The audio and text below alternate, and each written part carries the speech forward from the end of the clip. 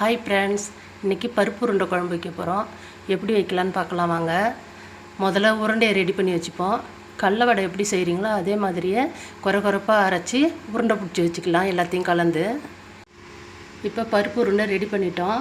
உப்பு மட்டும் கொஞ்சம் கம்மியாக போடுங்க, ஏன்னா நம்ம குழம்பு வைக்கிறதுனால அதில் கொஞ்சம் உப்பு சேரும். இப்போ எப்படி குழம்பு வைக்கலான்னு பார்க்கலாம் வாங்க. எண்ணெய் காஞ்சிடுச்சு. கடுகு உளுத்தம் பருப்பு, ஜீரகம்,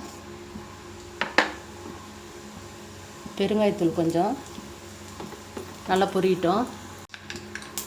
பூண்டு சேர்த்துக்கலாம். பூண்டு செவந்துருச்சு. கருவேப்பிலை சேர்த்துக்கலாம்.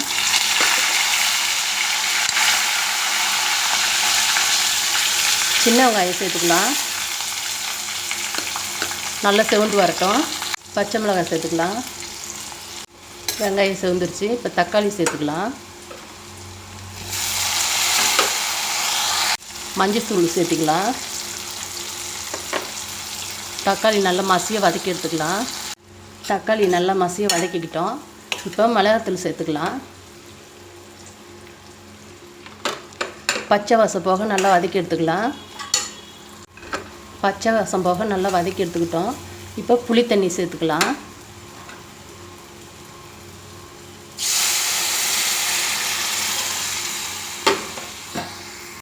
கொஞ்சம் தண்ணி சேர்த்துக்கலாம். குழம்பு பச்சை வாசம் போக நல்லா கொதிக்கிட்டோம். தேவைக்கு உப்பு சேர்த்துக்கலாம்.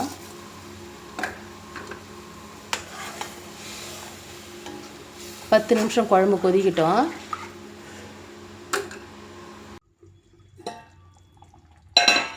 குழம்பு நல்லா கொதிச்சிருச்சு.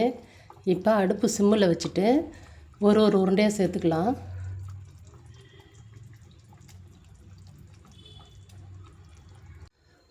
உருண்டை வந்து நல்லா டைட்டாக பிடிச்சிக்கங்க.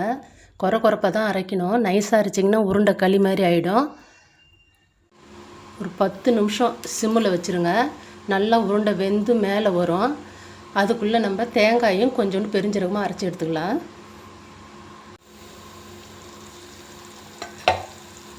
உருண்டை நல்லா வெந்துடுச்சு. இப்போ அரைச்ச தேங்காயை சேர்த்துக்கலாம்.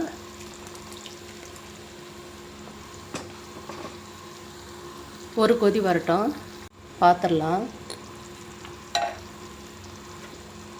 பருப்பு உருண்டை குழம்பு ரெடி ஆகிடுது. ஒரு உருண்டை கூட உடையவே இல்லை பாருங்கள். இப்போ ஸ்டவ் ஆஃப் பண்ணிடலாம். இது மாதிரி செஞ்சு பாருங்கள், ரொம்ப நல்லாயிருக்கும். பிடிச்சிருந்தால் லைக் பண்ணுங்கள், ஷேர் பண்ணுங்கள், கமெண்ட் பண்ணுங்கள், சப்ஸ்கிரைப் பண்ணுங்கள்.